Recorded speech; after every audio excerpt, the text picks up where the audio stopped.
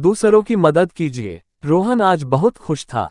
बहुत दिनों बाद दिवाली की वजह से ऑफिस से 4 दिन की छुट्टी मिली। रोहन ने परिवार सहित कहीं बाहर खाने का प्लान बनाया और धर्मपत्नी ने भी घर का सारा काम काज आज जल्दी खत्म कर लिया और बेटे को भी तैयार कर दिया। घर में एक कार थी, यूं तो पुरानी थी पर रोहन अपनी तनख्वाह से नई ले भी नहीं सकता था। तीनों लोग कार में बैठकर फूले ना समा रहे थे। आखिर बड़े दिनों के बाद कहीं साथ साथ घूमने जो जा रहे थे। रोहन ने एक होटल के पास गाड़ी रोकी।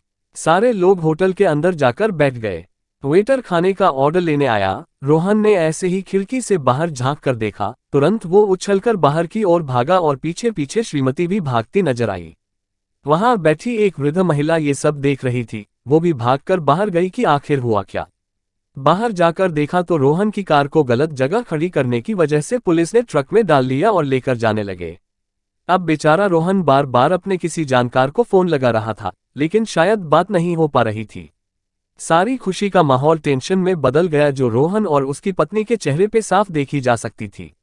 बूढ़ी औरत ने कुछ सोचकर पुलिस वालों से पूछा कि इस कार को वापस देने का कितना पैसा लोगे। पुलिस वाला रौब दिखाकर बोला, यहाँ गाड़ी लगाना सख्त माना है, फिर भी पता नहीं जाहिल लोग यहाँ क्यों लगाते हैं। पूरे 7,000 लगेंगे। बूढ़ी औरत वापस होटल में गई और अपना पर्स लेकर आई और 7,000 निकालकर पुलिस वाले को दे दिए। रोहन तो जैसे निरुत्तर और अवाक हो गया। उसकी समझ में नहीं आ रहा था कि उस औरत का कैसे धन्यवाद दे। रोहन उस औरत से बोला, आंटी मैं आपको पैसे नहीं दे सकता, मेरी समझ में नहीं आ रहा कि आपका एहसान कैसे उतार पाऊंगा। बूढ़ी महिला ने कहा, मैंने कोई एहसान नहीं किया है और तुम्हें कुछ करने की जरूरत नहीं है, बस एक वादा करो कि कभी किसी को परेशान देखो तो उसकी मदद करने में पीछे मत हटना।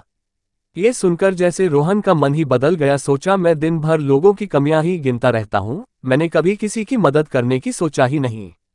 कहानी का नैतिक, जीवन में हमारी सोच और देखने के नजरिए पर भी बहुत सारी चीजें निर्भर करती हैं। कई बार परेशानी का हल बहुत आसान होता है, लेकिन हम परेशानी में फंसे रहते हैं। धन्यवाद दोस्तों। कहानी अच्छी लगी हो तो लाइक करें, कमेंट करें और शेयर करें, और हाँ, अगर चैनल पर न्यू तो चैनल को सब्सक्राइब करें। जय हिंद, वंदे मातरम।